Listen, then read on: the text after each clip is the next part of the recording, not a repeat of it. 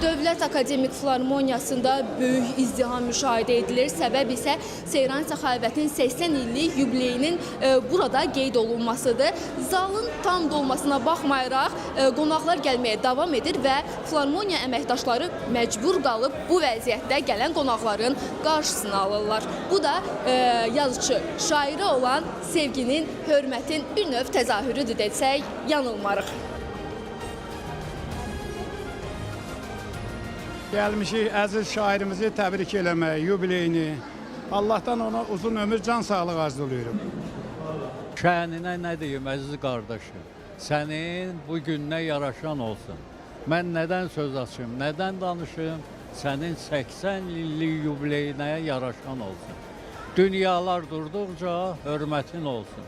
Belə yaşayasan, yaşayanda da. Tarihte bir iz boyu mu? Gelin gitmeyen baba.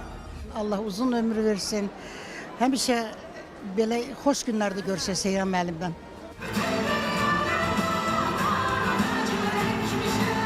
Seyran Səxavət gənclikdən bəri, həm o gəncliyinə, həm bizim gəncliyimizdən bəri Azərbaycan oxucuları üçün çox qiymətli yazıçılarımızdandır.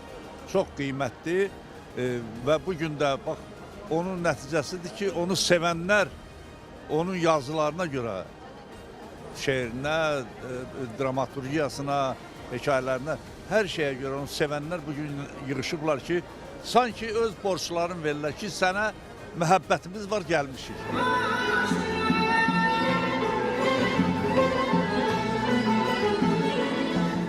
Mənim ürəyim bu gələnlərin qapı arxasında qalanların hamısına orada yer var.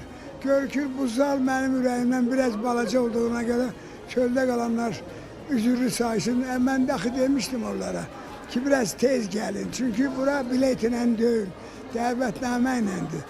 Ona görə də nə bilim, özümü çox yaxşı hiss edirəm. O çöldə qalanların hamısının nə vaxtsa xəcalətindən çıxarıq. Başqa nə deyim elə?